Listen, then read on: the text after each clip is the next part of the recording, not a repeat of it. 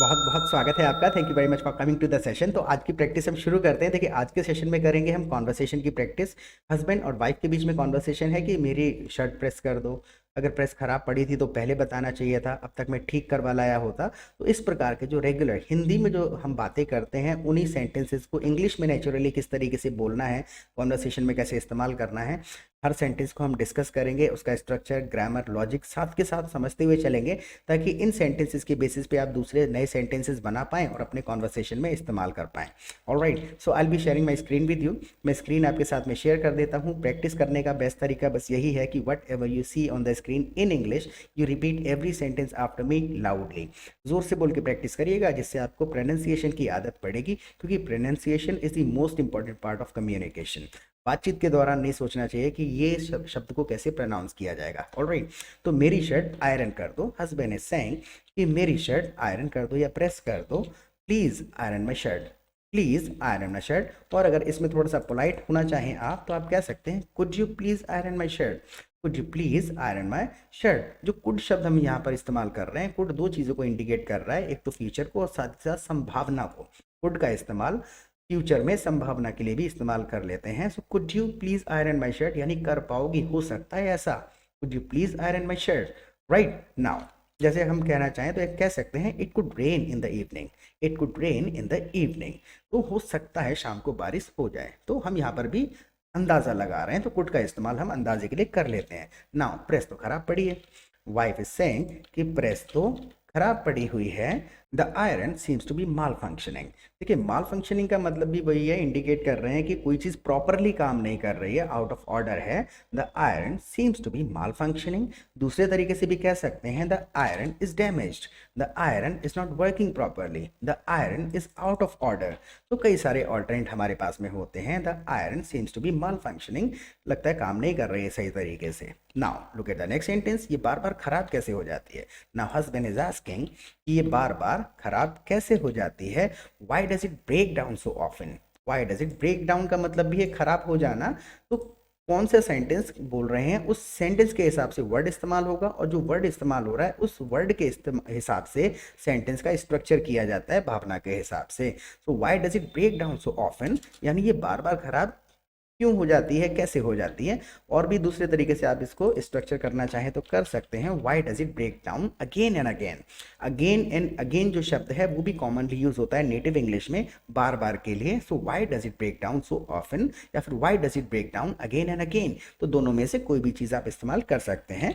Look at the next sentence now. इस्तेमाल होगी तो खराब भी होगी। नाउ वाइफ इज रिप्लाइंग, कोई भी चीज़ है अगर वो इस्तेमाल होगी तो खराब भी होगी, वो तो ऑब्वियस है।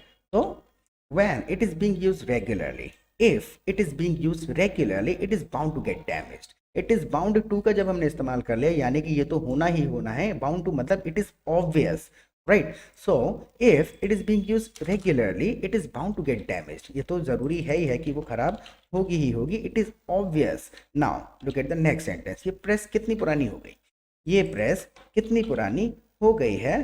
How old is this iron? How old is this iron. और दूसरे तरीके से भी कह सकते हैं, और ज़्यादा बिल्कुल क्लियरली टाइम पे एम्फेसाइज आपको करना है। So how long has it been since I bought this iron, how long has it been since I bought this iron. कब लाया था मैं, कितना समय हो गया इस आयरन को लाए हुए। Now look at the next sentence. कहाँ ज़्यादा टाइम हुआ है, मुश्किल से 6 महीने हुए होंगे। कहाँ ज़्यादा टाइम हुआ है, मुश्किल से 6 महीने हुए होंगे। एक चीज़ और है, अगर आप चैनल पे पहली बार आए हैं तो प्लीज़ सब्सक्राइब ज़रूर कर लीजिएगा, क्योंकि क्वालिटी कंटेंट अपलोड करते हैं हम हमारे चैनल पर। पहली बार आए हैं तो प्लीज़ एक्सप्लोर ज़रूर करिएगा चैनल को। 100 से ज़्यादा वीडियोस आपको मिल जाएंगे, जिसमें कॉन्वर्सेशन प्रैक्टिस, स्टोरी टेलिंग, काफ़ी नॉलेजेबल सेशंस आपको मिलेंगे। दूसरा, आप हमारी लाइव क्लासेस भी अटेंड कर सकते हैं हमारे एप्लीकेशन पर। देखिए, लाइव क्लासेस में आने का फ़ायदा क्या है।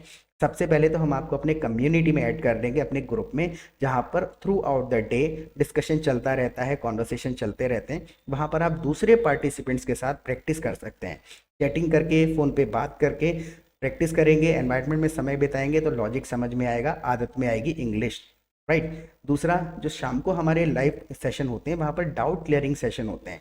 किसी को कोई शब्द को लेकर के कन्फ्यूजन है कि इस वर्ड का तो मुझे ये मीनिंग पता था, ये दूसरे सेंटेंस में मैंने सुना, यहाँ पर यूज़ क्यों हो रहा है, या फिर मुझे किसी लहजे में सेंटेंस स्ट्रक्चर करना है, एक भावना पहुँचानी है, सेंटेंस में किसी एक शब्द पे एम्फेसाइज करना है, तो we simply come together and we discuss English. तो रोज़ाना जब आप 1-2 घंटा सेशन में बिताते हैं तो 150-200 नए सेंटेंसेस रोज़ाना आप सुनेंगे and you will automatically start using them in your conversation when you will be talking to somebody in English.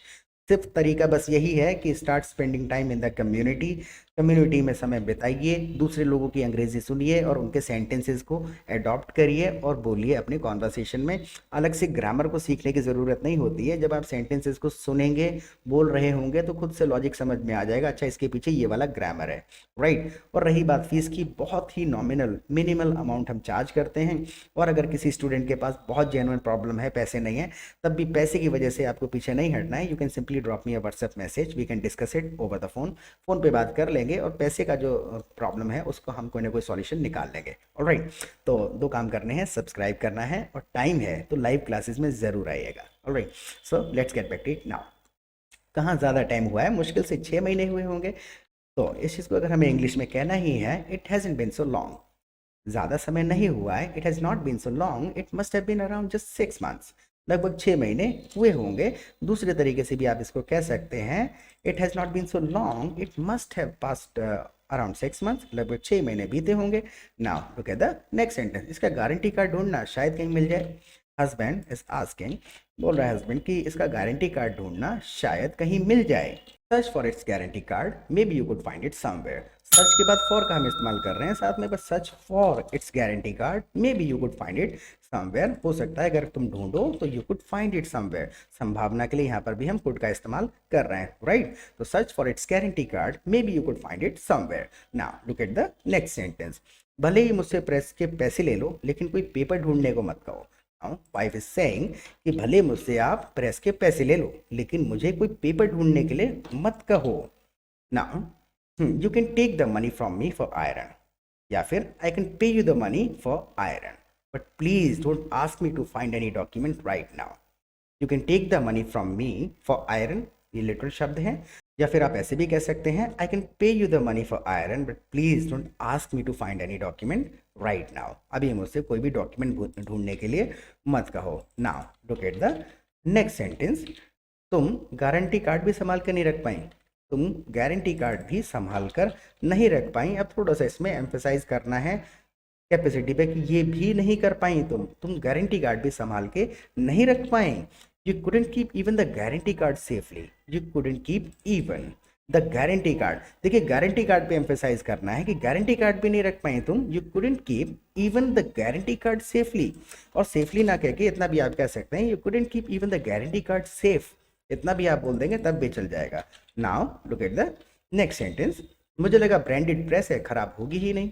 Now wife is replying कि मुझको लगा कि ब्रांडेड प्रेस है, ये तो खराब होगी ही नहीं। I thought it is branded iron, so it won't break down.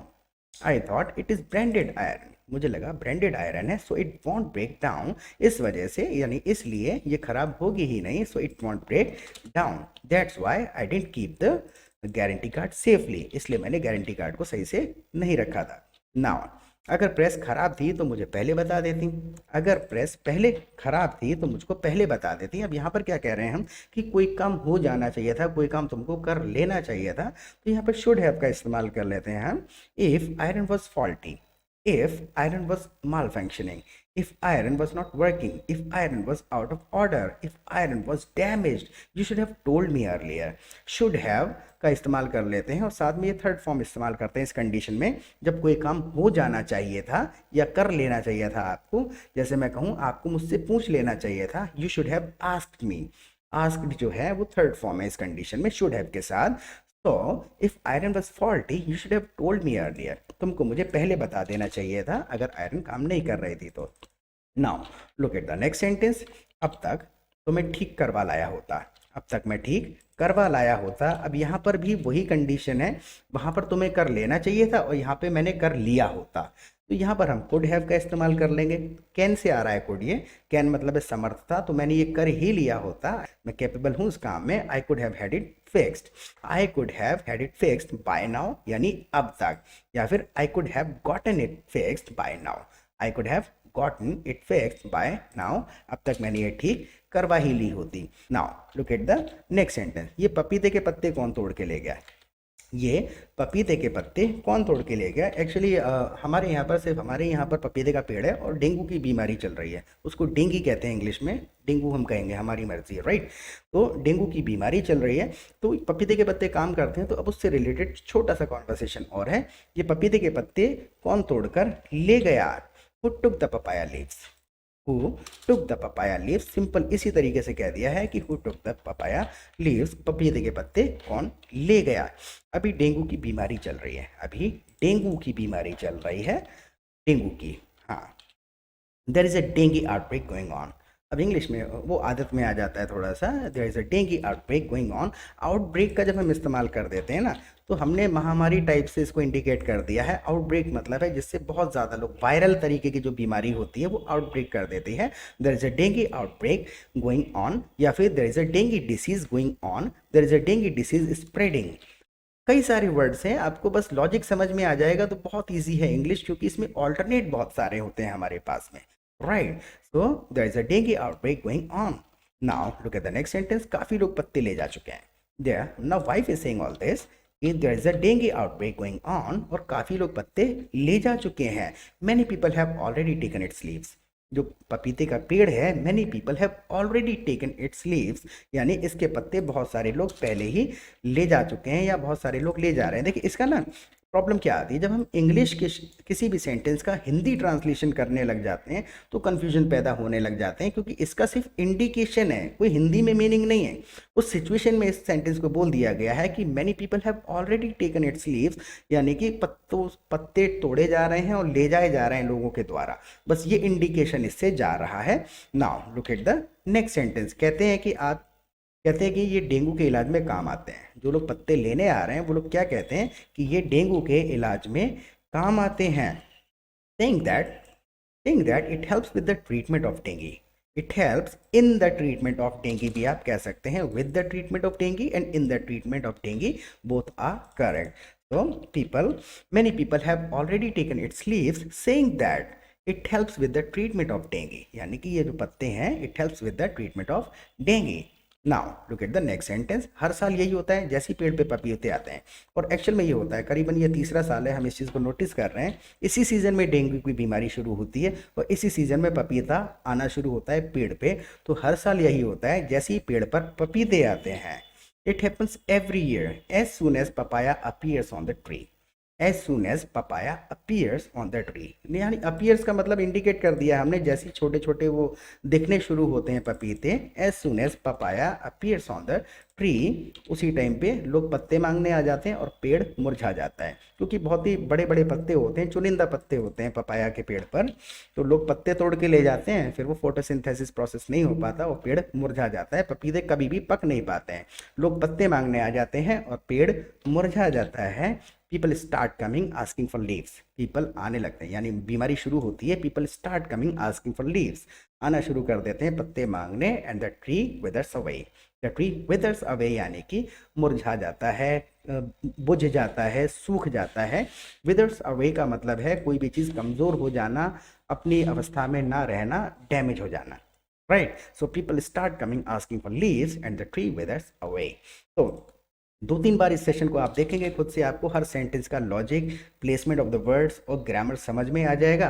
और एक सेंटेंस से स्टिक नहीं करना है एक सेंटेंस पर, अगर कोई लॉजिक और कोई स्ट्रक्चर समझ नहीं आता है तो आगे बढ़ जाइएगा, दूसरे सेशंस को देखना शुरू कर दीजिएगा, वही स्ट्रक्चर वही चीज़ आप दोबारा किसी सिचुएशन में सुनेंगे तो वहाँ समझ आ सकती है। लेकिन बिल्कुल अटकना नहीं है कि एक ही सेंटेंस से लॉजिक समझने की कोशिश करें या ग्रामर समझने की कोशिश करें। Alright, and I have already given my WhatsApp number, live classes में ज़रूर आइएगा और प्लीज़ फीडबैक ज़रूर दीजिएगा, क्योंकि आपका फीडबैक बहुत ही ज़्यादा इंपॉर्टेंट है हमारे लिए।